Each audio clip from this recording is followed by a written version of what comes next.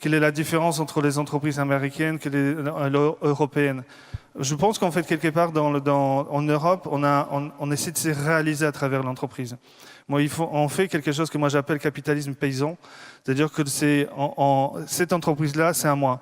Je suis maître de cette entreprise-là, je capital majoritaire. Et quelque part, lorsqu'on a ces messages-là, que le fail, il est possible, on peut se planter et reprendre, etc., dans la culture, culturellement, ce n'est pas les mêmes choses qu'aux US. Aux US, culturellement, les gens, ils s'en foutent un petit peu du projet du moment dans lequel ils sont. Ils sont en train de vivre une carrière, ils sont en train de winner. Et quelque part, ils s'inscrivent immédiatement dans une histoire mondiale. C'est-à-dire qu'à travers l'entreprise qu'ils sont en train de faire, ils ne pensent pas à juste survivre, à faire le premier mois, première année, et derrière chercher les petits crédits pour pouvoir survivre, etc. Ils pensent tout de suite comment je peux avoir le monde entier. Et je pense que culturellement, il y a une grosse différence sur la manière dont nous, on voit des entreprises et les entrepreneurs que nous sommes. Et moi, j'en suis parti. D'accord, pareil, je suis majoritaire dans l'entreprise. On a des actionnaires minoritaires. C'est un entrepreneur paysan, alors. Exactement. Bon. D'accord, je vois ma terre et je sais que je suis en train de cultiver. D'accord.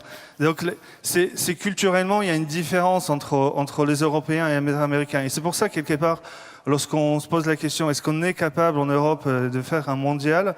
C'est hyper compliqué par la culture. On ne trouve pas, par exemple, des gens suffisamment scalables, en fait, qui ont la culture du scale pour pouvoir grandir, doubler les effectifs chaque année lorsqu'on dépasse 2000, 5000 personnes. Ces types de personnes, ils existent aux USA uniquement. Oui, mais ce que vous êtes en train de nous dire, c'est qu'en raison de cette identité européenne, vous pensez que votre développement, à un moment ou à un autre, va plafonner ? C'est à travers les gens, la culture, le mindset. Donc il s'agit de changer effectivement cet état d'esprit. Il faut du temps en fait. C'est que les gens, globalement, ils aient des expériences du scale, qu'ils aient des expériences des entreprises qui grandissent hyper vite. C'est une compétence. Cette compétence-là, elle est beaucoup dans la Silicon Valley. Et c'est pas juste les entrepreneurs, c'est pas juste l'envie d'entreprendre qui fait ça. C'est vraiment un mindset, une approche spécifique du business, c'est une prise des risques, c'est une manière d'accompagner ça avec du capital. C'est tout l'ensemble des choses qui font qu'à un moment, cette histoire-là devient mondiale. Nous, on est en train de vivre cette histoire-là, on est en train de scaler mondialement. Et je m'aperçois chaque jour à quel point c'est difficile de le faire à travers l'Europe versus les Américains. Aujourd'hui, on a 300 personnes aux US. Je peux partager avec des super gars qu'on a recrutés de l'autre côté.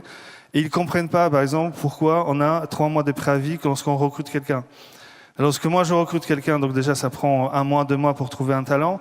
Derrière, il y a encore 3 mois ou 4 mois pour pouvoir le voir. Donc ça y est, je l'ai recruté, super. Je vais le voir en juin. Et en attendant, il faut ramer, il faut y aller, c'est tous les jours, il y a des nouveaux clients, etc. Aux US, c'est 2 semaines. Et quand je discute avec Ross, qui est CEO des US, il me pose, mais comment tu fais ? C'est juste impossible de driver une entreprise avec autant de contraintes. Donc c'est pas l'administration, c'est tout l'ensemble de notre culture, en fait, qui est européenne, qui était faite pas pour prendre des risques, mais pour protéger l'ensemble des employés, l'ensemble de l'Europe, lorsqu'on pensait les guerres, tout l'ensemble de l'écosystème européen, il fait pour protéger, pour prémunir, pour éviter. Il n'est pas pour prendre des risques, pour faire de nouvelles choses. Et culturellement, on aura toujours une défaillance. Dites-nous.